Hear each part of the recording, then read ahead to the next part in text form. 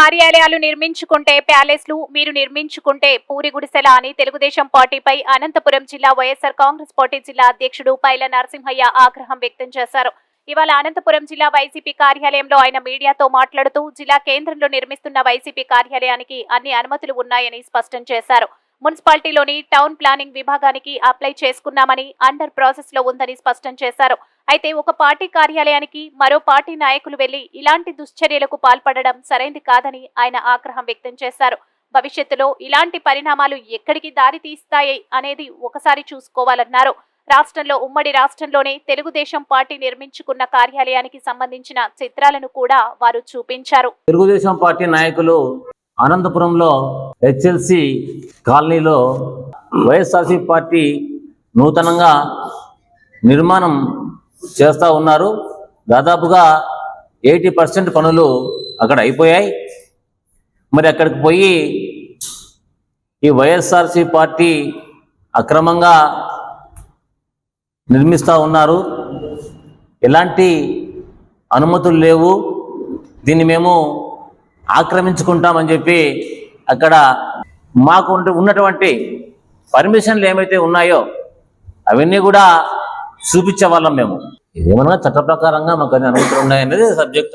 ఇంకా పడగొడతారా, కూలు చూస్తారా, ఏం చేస్తారా అనేది అది కోర్టు పరిధిలో ఉంది. ఆ ప్రకారంగా మేము నడుచుకుంటాం. ప్రభుత్వ స్థలాలు ఏవైతే ఉంటాయో పార్టీ కార్యాలయాలకు వినియోగించుకోవచ్చు, దాన్ని లీజుకు తీసుకోవచ్చు అని చెప్పి ఒక జీవో తెలుగుదేశం పార్టీ హయాంలోనే వచ్చిందన్న సంగతి బహుశా వాళ్ళు మర్చిపోయినారేమో. హైదరాబాద్ లో బంజారా హిల్స్ లో Telugu Desam party office NTR trust Bhavan అనేది దాదాపు 3 ఎకరాల 50 సెంట్ల విస్తీర్ణంలో తీసుకున్నారు. ఆయన పెద్ద ఎన్టీఆర్ గారు ఆయన వచ్చేసి పార్టీ ఆఫీస్ అని చెప్పేసి ఆ రోజు 3.5 ఎకరాలు లీజుకు తీసుకోవడం జరిగింది. తర్వాత కాలక్రమేణా వాళ్ళు ఏం చేశారంటే ఎన్టీఆర్ ట్రస్ట్కు దాన్ని బదలాయించేశారు. గుంటూరులో కూడా ఈ విధంగానే ఎకరా వచ్చేసి 33 సంవత్సరాలకు లీజుకు తీసుకున్నది వాస్తవం కాదా? మంగళగిరి పార్టీ ఆఫీస్ ఏదైతే ఉందో దాన్ని కూడా అది కూడా ప్రభుత్వ స్థలమే. మరి దానికి కూడా ఎలాంటి అనుమతులు లేవన్న సంగతి మీరు బహుశా మర్చిపోయారేమో. నెల్లూరు పార్టీ సంగతి కూడా అంతే. మరి ఏదో ఒక ఆఫీస్ అయితే 100 ఏళ్ళకు తీసుకున్నారు. వైజాగ్ది కూడా సేమ్. మీరు ప్రభుత్వ స్థలంలో ఉన్నటువంటి అక్కడ మీరు ఆఫీసులు కట్టారు, అవి కూడా భవంతులే కదా, అవేనా పూరి గుడిసెలా? మేము వైఎస్ఆర్సీ పార్టీకి సంబంధించి ఆఫీసు భవనాలు కట్టుకుంటే వాటిని మీరు ప్యాలెస్లు అని చెప్తారు. మరి ఇవి ఏంటివి? ఇవేమన్నా పూరి గుడిసెలా, కొట్టాలా, పాకలా, ఈత కొట్టాలా, బోధ కొట్టాలా? మరి మేము అధికారంలో ఉన్నప్పుడు మీ ఆ పార్టీ ఆఫీసుకు సంబంధించి మీ ఆఫీసు గేట్ కూడా మేము టచ్ చేయలే. ఇంతవరకు కూడా మేము సభ్యతగా, సంస్కారంగా, విజ్ఞతతో వ్యవహరించాం.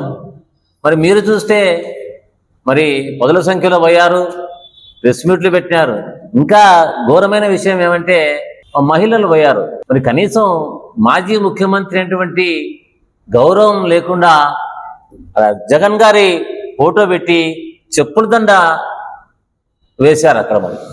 మరి మా పరిపాలన బాగాలేదని చెప్పేసి ప్రజలు మీకు పట్టం కట్టారు. రాష్ట్ర ప్రజలు మీ మీద ఎన్నో ఆశలు పెట్టుకున్నారు. మరి ఆ ఆశలను నెరవేర్చే దిశగా మీరు ప్రయత్నం చేయండి.